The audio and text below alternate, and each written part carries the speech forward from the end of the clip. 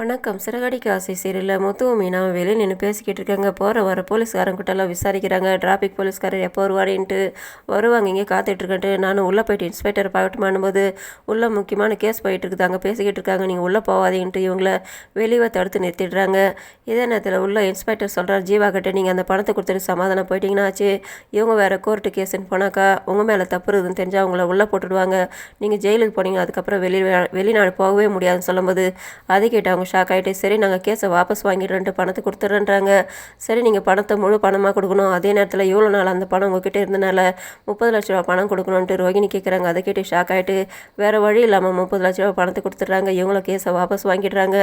மனோஜுக்கு Rohini sign பண்ணுறாங்க சாட்சி கழுத்து. அதே நேரத்தில் ஜீவா கிட்ட நீங்கள் சாட்சி கழுத்து போடுங்க சொன்னோன்னே, எனக்கு போடுறதுக்கு யாரும் இல்லை, வக்கீல் போடுவார் சொன்னால் வக்கீலெல்லாம் போடக்கூடாது, வேறு ஆள் தான் போடணுன்னு. அதே நேரத்தில் வேறு ஒரு சின்ன போலீஸ்காரர் வெளியில் கூட்டிகிட்டு வர்றாரு. அந்த இடத்துல முத்து மீனாவை காத்துக்கிட்டு இருக்காங்க. முத்து பார்க்குறாரு, என்ன மேடம் நீங்கள் இங்கே இருக்கீங்க, ஏதாவது பிரச்சனையான்னு கேட்டோன்னு அதெல்லாம் ஒன்றும் இல்லை, இவங்க கொடுக்கல் வாங்கல் பிரச்சனையில் வந்தாங்க, பிரச்சனைலாம் முடிஞ்சு போச்சு, ஒரு சாட்சி கையெழுத்து போடணும், நீ போடுப்பான்ட்டு முத்துவுக்கு தெரிஞ்ச போலீஸ்காரர் சொல்கிறாரு. நான் போட்டால் எனக்கு ஏதாவது பிரச்சனை வரும்ன்ட்டு முத்து சொல்கிறாரு. அதெல்லாம் ஒன்றும் கிடையாது, எல்லாம் முடிஞ்சு போச்சு, சும்மா ஒரு சாட்சி கையெழுத்து போடணும் அவ்வளோதான் போடுன்னிட்டு முத்து சைன் பண்ணுறாரு. அவங்க கிளம்பிடுறாங்க நன்றி சொல்லிவிட்டு. அவங்களும் அந்த பேப்பரை எடுத்து வந்து கொடுக்குறாங்க. இதுக்கு மேலே 2 பக்கம் பிரச்சனை வச்சக்கூடாது, கிளம்புங்கன்றாங்க.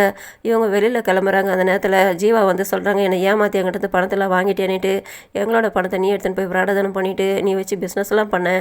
ஆமாம், எங்கள் பணத்தை நாங்கள் வாங்கினோம், இதில் நான் உனக்கு கஷ்டம்னு கேட்கும்போது என்கிட்ட ஏமாற்றி வாங்கிட்டேன், இப்போ நீ தப்பிச்சிக்கினேன், ஆனால் திரும்ப வருவேன் நான், இந்த பணம் உனக்கு எதுவுமே உதவாதுன்னுட்டு அவங்க சொல்கிறாங்க. உன்னோட சாப்பாலாம் எனக்கு பழிக்காதுன்ட்டு அவங்க எடுத்துகிட்டு கிளம்பிடுறாங்க. இந்த இடத்துல ரோகிணி, மனோஜ், முத்து, மீனா யாருமே ஒருத்தருக்கு ஒருத்தர் பார்த்துக்கல. இவங்க ஜீவா மட்டும்தான் முத்து பார்த்தாரு. இந்த நேரத்தில் இவங்க வெளியில் காத்துக்கிட்டு இருக்காங்க. அதுக்கப்புறம் போலீஸ்காரர் வராரு. டிராஃபிக் போலீஸ் வந்தோடனே உள்ளே வந்துட்டு வண்டியை எடுத்துகிட்டு வந்தாங்க. சொன்னோன்னே 500 ரூபா ஃபைன் கட்டிட்டு வெளியில் வராங்க. இதுக்கு மேலே அந்த இடத்துல விடக்கூடாதுன்ட்டு உஷாராக இருக்கும்ன்ட்டு முத்து மீனாவை அனுப்பி வைக்கிறாரு. மனோஜ் ரோகிணியும் சந்தோஷமாக வந்துட்டு ஹோட்டலில் சாப்பிட்றாங்க. முதல்ல அந்த பணத்தை எடுத்துகிட்டு போயிட்டு முத்து முகத்தில் வீசி ஏறிடுறேன், அவன் என்னை எப்படியெல்லாம் அசிங்கப்படுத்தி அவமானம் பேசினான், இப்போ பாரு நான் பணத்தை கொடுத்துட்றான்ட்டு கெத்தாக சொல்லுவேன்ட்டு இவர் சொல்கிறாரு. அதை கேட்டது ரோகிணி திட்டுறாங்க, உங்களுக்கு என்ன மூளைகளை கெட்டு போச்சா, இவ்வளோ தூரம் படிச்சிருக்கீங்களா, அறிவே இல்லையான்ட்டு. ஏன் அப்படி சொல்கிறேன்னு கேட்டவுடனே, இந்த பணத்தை வச்சு நீங்கள் கனடாவுக்கு போகணும்னு சொல்லிட்டு இருந்தீங்க, கனடாவுக்கு போகலாம், அங்கே போயிட்டு நீங்கள் சம்பாதிச்சு அதுக்கப்புறம் தான் பணம் கொடுக்கலாம், இப்போ அந்த பணத்தை நம்ம வாங்கணுன்றது, நம்மக்கிட்ட இவ்வளோ பணம் இருக்குதுன்ற வீட்டில் யாருக்குமே தெரியக்கூடாதுன்ட்டு இவங்க சொல்கிறாங்க. அதை கேட்டு அவர் ஷாக் ஆகுறாரு. சரி நம்ம முதல்ல போயிட்டு அந்த ஆஃபீஸில் பணத்தை கட்டிட்டு முதல்ல கனடாவுக்கு போகலாம், அதுக்கப்புறம் பார்த்துக்கலான்னு சொல்கிறாங்க. இவங்க அந்த ஆஃபீஸ்க்கு வந்துட்டு விசாரிக்கிறாங்க. அதுக்கு முன்னால் அந்த இடத்துல வேறு ஒருத்தர் வந்துட்டு பணத்தை கட்டிட்டு அவரை அனுப்பிட்டோம், இப்போ நீங்கள் வந்தது வேஸ்ட்டு, வேலை இல்லைன்ட்டு அவங்க சொல்லி அனுப்பிடுறாங்க.